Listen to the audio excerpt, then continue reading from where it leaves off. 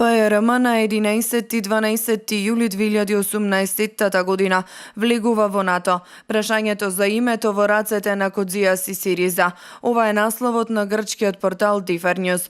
Прашањето за името на ПРМ влегува во финална линија и на самитот на НАТО на 11 и 12 јули 2018 година во Брисел ќе има дефинитивно решение за името, што ќе ја овозможи на поранешната Југословенска република Македонија да влезе во алијансата, пишува порталот, кој додава дека доколку се одвива според планот, тоа ќе има и символика, затоа што ќе се случи точно 10 години од ветото на Грција на самитот на НАТО во Букурешт во 2008 година. Според Differnews, кој се повикува на доверливи извори во грчките дипломатски кругови, постои утврден распоред за решавање на проблемот, кој Грција го има со уставното име на Република Македонија.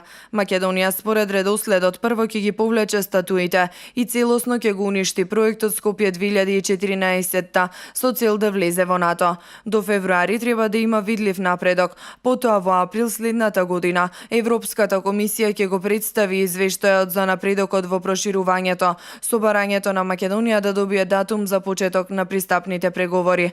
Порталот тврди дека Никос Кодзиас и неговиот македонски колега Никола Димитров ќе изберат задкулисни контакти за надминување на препреките и оти веќе постои процес на два паралелни патишта.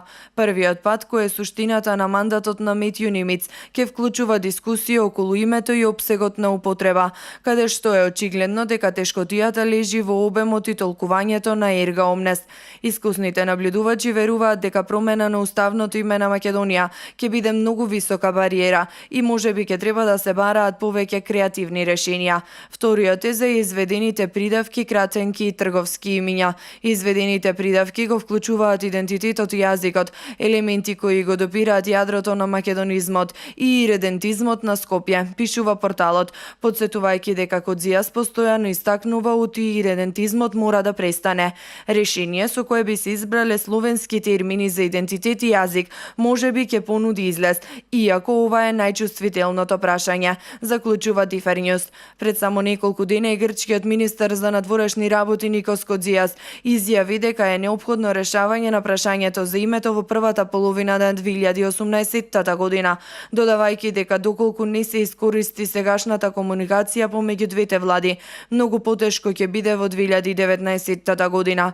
И Кодзиас лично сакал да се реши прашањето за Скопје, за да се фокусира на средување на грчко-турските односи, но препрека е партијата Независни Грци, која е коалициски партнер во владата. Министерот за одбрана Панос Каменос, кој доаѓа од оваа партија, постојано ги повторува неговите црвени линии, истакнувајќи дека е против секое име кое ќе го содржи терминот Македонија и оти за договор за името треба да се спроведе референдум. Во однос на ваквиот став, Differnews подсетува дека одлуката на Советот на политички лидери од 1991 година, со која не се прифаќа терминот Македонија, веќе е надмината со промена на политиката во 2007-2008 година, кога Атина прифати сложено име.